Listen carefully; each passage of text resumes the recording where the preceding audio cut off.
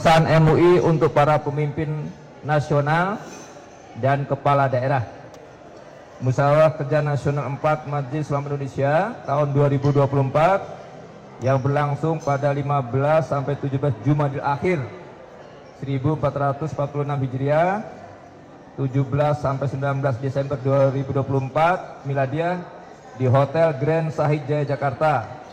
Setelah bermusyawarah secara mendalam dan penuh pertimbangan, menyampaikan beberapa pesan dan amanat kepada para pimpinan nasional, yaitu Presiden dan Wakil Presiden, pimpinan MPR, DPR, dan DPD, para Menteri Kabinet Merah Putih, dan para pejabat tinggi setingkat menteri lainnya, serta kepala daerah dan wakil kepala daerah sebagai berikut. Pertama, MUI menyambut baik Asta Cita yang menjadi 8 misi Presiden dan Wakil Presiden Republik Indonesia dalam mewujudkan visi Bersama Indonesia Maju menuju Indonesia Emas 2024, serta mengharapkan 8 misi tersebut dapat dilaksanakan secara istiqomah atau konsisten, sistematis, dan berkelanjutan dari tingkat pusat sampai daerah secara merata. Yang kedua, MUI mengingatkan kepada para pimpinan nasional dan pimpinan daerah bahwa jabatan yang diemban merupakan amanat dari rakyat, sehingga harus dijalankan sebaik-baiknya dengan menerapkan 4 sifat pemimpin: siddiq atau jujur, amanah, menjalankan dan menjaga kepercayaan, tabligh, menyampaikan kebenaran dan berani mengungkap kebatilan, dan fatonah atau cerdas. Yang ketiga, MUI mendorong para pimpinan nasional dan daerah untuk makin dekat kepada rakyat,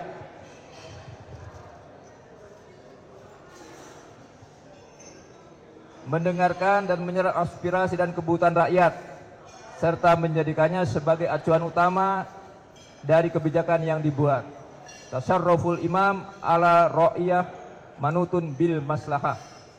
Yang keempat, MUI menyerukan kepada pimpinan nasional dan daerah untuk secara istiqomah atau konsisten dan tidak berubah atau menyimpang dari komitmen dan janji kampanye sejak awal menjabat sampai berakhirnya masa jabatan.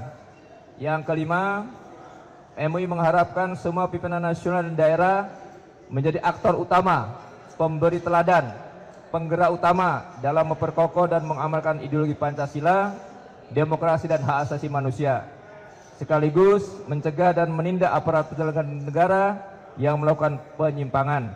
Yang keenam, MUI mendorong agar Presiden Republik Indonesia memimpin langsung pemberantasan korupsi, mengingat negara kita telah berada dalam status darurat korupsi, dan hendaknya memperkuat Komisi Pemberantasan Korupsi atau KPK sebagai lembaga negara yang independen.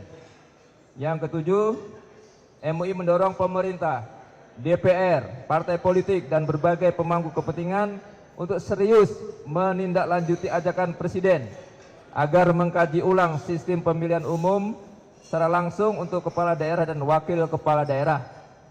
Sistem ini dipandang banyak mendatangkan kemudorotan dan dampak negatif, antara lain pemborosan karena membutuhkan biaya yang sangat mahal, maraknya money politics, serta terjadinya polarisasi di tengah masyarakat. Yang kedelapan, MUI mendukung program makan bergizi gratis yang halal sebagai bagian penting membentuk generasi sehat, cerdas, dan kuat. Program ini hendaknya dijalankan dengan melibatkan sebanyak mungkin organisasi dan lembaga masyarakat, termasuk pondok pesantren, sekolah, dan madrasah. Yang kesembilan, MUI mendorong kepada Presiden Prabowo Subianto untuk memprioritaskan pembangunan dari desa dan dari bawah